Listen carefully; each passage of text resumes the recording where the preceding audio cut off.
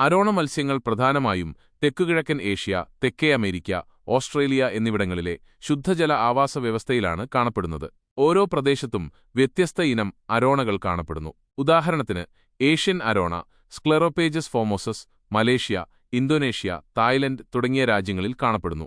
തെക്കേ അമേരിക്കയിൽ കാണപ്പെടുന്ന silver arowana, Osteoglossum bicirrhosum, black arowana, Osteoglossum ferreirai എന്നിവയും ഓസ്ട്രേലിയയിൽ കാണപ്പെടുന്ന Jardini arowana, Scleropages jardinii, Leichhardt's arowana, Scleropages leichardti എന്നിവയും പ്രധാനപ്പെട്ട ഇനങ്ങളാണ്. പ്രധാനമായും ഏഷ്യൻ അരോണയെക്കുറിച്ച്.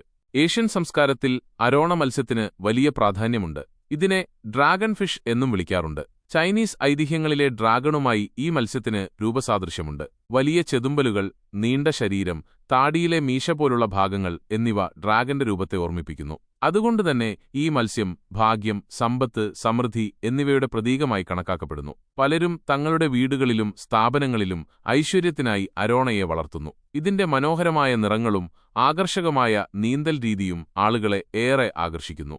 ഭക്ഷണരീതി.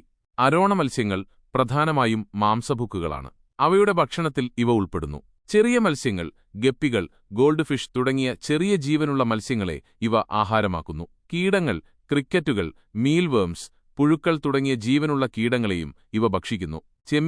ചെമ്മീൻ പോലുള്ള ക്രസ്റ്റേഷ്യനുകളും ഇവയുടെ ഇഷ്ടഭക്ഷണമാണ്. തവളകൾ. ചെറിയ തവളകളെയും ചിലപ്പോൾ ഇവ പിടികൂടി തിന്നാറുണ്ട്. തയ്യാറാക്കിയ തീറ്റ. അരോണയ്ക്കുവേണ്ടി പ്രത്യേകം തയ്യാറാക്കിയ പെല്ലറ്റുകളും നൽകാവുന്നതാണ്. ചെറുപ്പത്തിൽ ദിവസത്തിൽ 2-3 തവണ ഭക്ഷണം നൽകണം. പ്രായപൂർത്തിയായ അരോണയ്ക്ക് ദിവസത്തിൽ 1 തവണ ഭക്ഷണം നൽകിയാൽ മതിയാകും. ടാങ്കിൽ അധികമുള്ള ഭക്ഷണം നീക്കം ചെയ്യാൻ ശ്രദ്ധിക്കുക. അരോണയെ വളർത്തുന്നത് ഒരു ഹോബി എന്നതിലുപരി പലർക്കും ഇത് ഭാഗ്യം കൊണ്ടുവരുന്ന ഒന്നായി കണക്കാക്കപ്പെടുന്നു. അതുകൊണ്ടുതന്നെ ഈ മത്സ്യത്തിന് അക്വേറിയം ലോകത്ത് ഒരു പ്രത്യേക സ്ഥാനമുണ്ട്.